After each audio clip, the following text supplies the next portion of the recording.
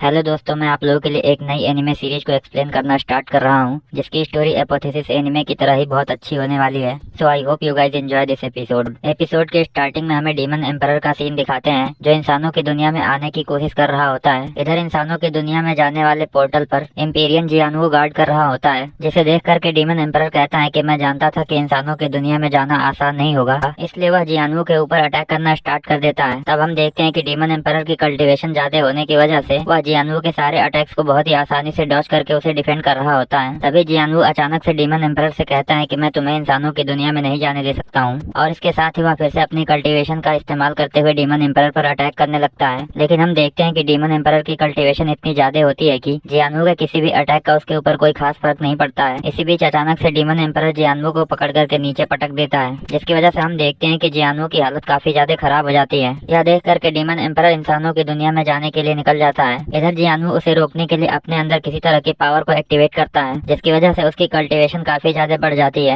वहीं वह अपनी बढ़ी हुई कल्टीवेशन के साथ सीधा डीमन एम्परर के सामने चला जाता है और कहता है कि चाहे मेरी जान भले ही क्यों न चली जाए, मैं तुम्हें इंसानों की दुनिया में नहीं जाने दे सकता हूँ। इधर डीमन एम्परर उसे देख करके कहता है कि तुमने अपनी कल्टीवेशन को एम्परर लेवल पर पहुंचाने के लिए कुछ किया है, लेकिन एक बात तो तय है कि इसके बदले में तुम जरूर मारे जाओगे। तब हम देखते हैं कि अब ये दोनों लोग फिर से लड़ने लगते हैं, जिस पर डीमन एम्परर को ऐसा लगता है कि अब वह आसानी से जीत जाएगा। लेकिन अचानक से जियानुओ कुछ करता है, जिसकी वजह से उसकी सारी स्पिरिचुअल पावर एक साथ डीमन एम्परर के ऊपर अटैक करके उसे हरा देती हैं। वहीं इसके बाद जियानुओ के अंदर की स्पिरिट पावर इंसानों की दुनिया में चली आती है। तब हमें जेंगयांग सेक्ट का सीन दिखाते हैं, जहाँ पर हम देखते हैं कि कोई लड़की बैठ करके कल्टीवेशन कर रही होती है। तभी थोड़ी देर में वह लड़की अपने कल्टीवेशन में ब्रेक थ्रू कर लेती है, जिसकी वजह से उसकी स्पिरिचुअल बॉडी एक्टिवेट हो जाती है। इसके बाद हमें हमारे हीरो का सीन दिखाते हैं, जिसका नाम ये चेन होता है, जिससे एल्डर वो चेंग कहते हैं कि मेरे पास तुम्हारे लिए एक बहुत ही इंपॉर्टेंट मिशन है, जिसके लिए तुम इंटेलिजेंस डिपार्टमेंट से किसी भी डिसाइपल को ले सकते हो और उनके साथ मास्टर फॉरेस्ट जा करके स्पिरिचुअल मेडिसिन ले आओ। यह सुन करके ये चेन कहता है, एल्डर वो ठीक है, मैं ऐसा ही करूंगा। तब एल्डर वो उसे एक टोकन देते हुए कहते हैं कि इसे तुम अपने साथ ले जाओ, ताकि तुम्हारे काम में कोई देरी न हो। इसके बाद हमारा सीन शिफ्ट होकर के ब्लड थ्रस्ट हॉल में चला आता है, जहाँ पर ब्लड थ्रस्ट हॉल का लीडर हाउडू और यू जियाओ से कहता है कि स्पिरिचुअल बॉडी अब एक्टिव हो चुकी है, इसलिए मैं तुम लोगों को एक मिशन देना चाहता हूँ।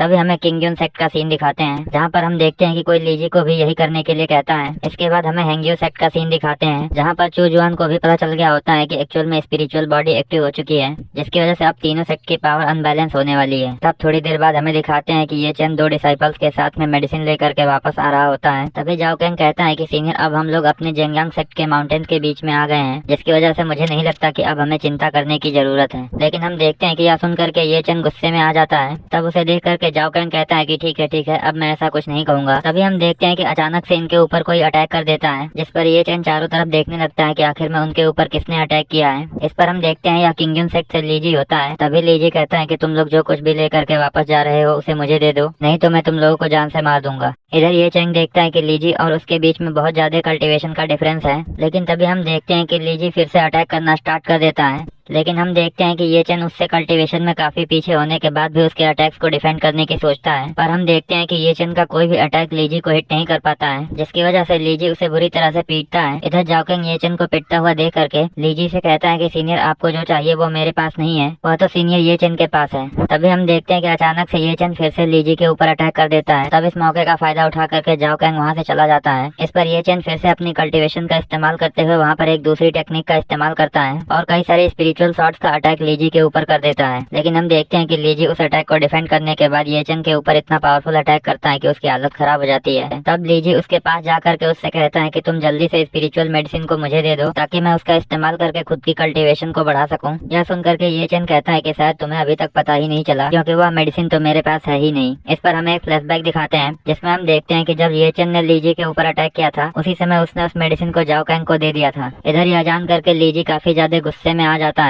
और अपनी कल्टीवेशन का इस्तेमाल करते हुए एक बहुत ही पावरफुल अटैक ये चेन के ऊपर करता है, जिससे हम देखते हैं कि ये चेन का दांतियान डिस्ट्रॉय हो जाता है। तब हमें थोड़ी देर बाद का सीन दिखाते हैं, जिसमें हम देखते हैं कि ये चेन को अब होश आ जाता है। वहीं वह नोटिस करता है कि अब वह वापस अपने सेक्ट में आ चुका है। जिसके बाद वह चेक करता है, तब उसे पता चलता है कि एक्चुअल में उसका दांतियान डिस्ट्रॉय हो चुका है। इस पर वहाँ खड़ा डिसाइपल बताता है कि एक्चुअल में आपको एल्डर वू चेंग ने बचाया है, इसलिए वो आपसे मिलना चाहते हैं। इसके बाद हमें जेंगयान हॉल का सीन दिखाते हैं, जहाँ पर हम देखते हैं कि एल्डर वू चेंग उसे स्पिरिचुअल मेडिसिन के लिए थैंक्स कहते हैं और उसे थोड़े से पैसे देते हुए कहते हैं कि अब तुम हमारे सेक्ट से चले जाओ, क्योंकि तुम भी जिंगयांग सेक्ट के रूल्स को जानते हो, जिसके अकॉर्डिंग किसी इंसान का दांतियान डिस्ट्रॉय हो जाने पर वह सेक्ट में नहीं रह सकता है। यह सुनते ही ये चेन कहता है कि मेरा दांतियान तो हमारे सेक्ट के लिए ही डिस्ट्रॉय हुआ है। लेकिन एल्डर वुचेंग उसे डांटते हुए कहते हैं कि हम भी तुम्हारे साथ ऐसा नहीं करना चाहते हैं, लेकिन हमारे पास कोई और रास्ता नहीं है। यह सुन करके ये चेन कहता है कि एल्डर वुचेंग, आप तो बस मुझे इस सेक्ट से बाहर निकालने का बहाना ढूंढ रहे हैं। तब एल्डर वुचेंग कहते हैं कि तुम सेक्ट के लिए स्पिरिचुअल मेडिसिन लाए थे, इसलिए बदले में सेक्ट ने तुम्हारी जान बचा ली, जिसकी वजह से मुझे लगता है कि अब हमारा हिसाब बराबर हो चुका है। यह सुनकर के ये चेन कहता है कि मैंने अपनी पूरी लाइफ को इस सेक्ट के लिए डेडिकेटेड कर दिया, और फिर भी आज मुझे उसके बदले में यह सब कुछ मिल रहा है। इस पर एल्डर वुचेंग अपने स्पिरिचुअल प्रेशर को रिलीज करते हुए कहते हैं कि तुम हमारे सेक्ट के बारे में ऐसा कुछ नहीं कह सकते हो। तब हम देखते हैं कि यह सुन करके ये चेन वहाँ से वापस जाते हुए कहता है, आज से मैं इस सेक्ट का मेंबर नहीं हूँ। तभी हम देखते हैं कि उसके जाने के बाद वहाँ पर निंगसुआंग आती है और पूछती है कि क्या अभी आप ये चेन से बात कर रहे थे।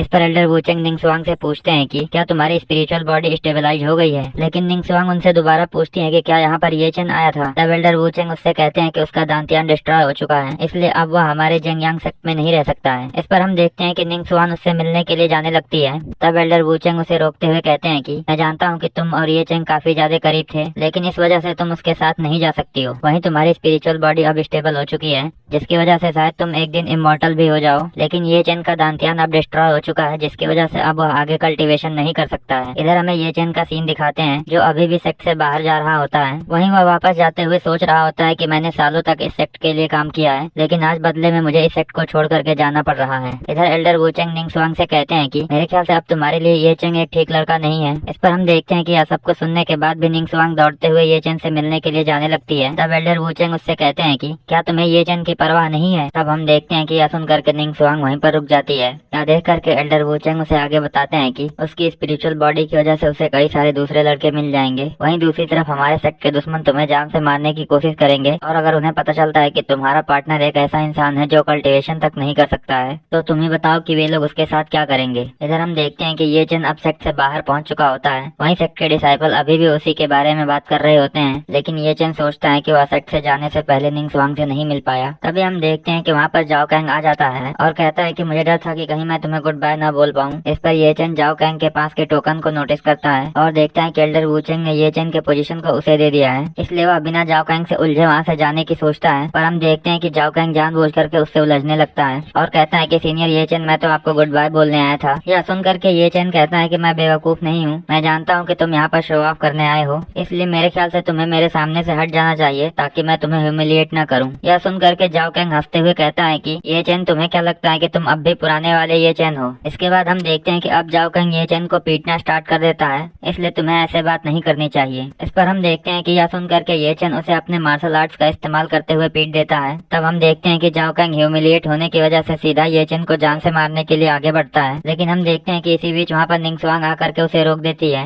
वहीं उसे देख करके ये चेन काफी ज्यादा खुश होता है और कहता है कि मुझे इस समय जिंगयांग सेक्ट को छोड़ करके जाना होगा, लेकिन तुम चिंता मत करो, मैं जल्द ही वापस आ जाऊंगा। इस पर हम देखते हैं कि निंगसुआंग को एल्डर वुचेंग की बात याद आती है, जिसकी वजह से वह ये चेन से कहती है कि मुझे इससे कोई फर्क नहीं पड़ता, क्योंकि मुझे लगता है कि हम दोनों एक दूसरे के पार्टनर बनने के लायक नहीं है। इधर हम देखते हैं कि ये चेन यह सब कुछ सुन करके पूरी तरह से हैरान होता है और किसी तरह से खुद को संभाल करके वहाँ से वापस जाते हुए कहता है कि निंगसुआंग, आज से मैं और तुम एक दूसरे से अलग हैं। जिसके बाद हमारा एपिसोड यहीं पे एंड रहता है। आई hope you guys like this video and subscribe my channel.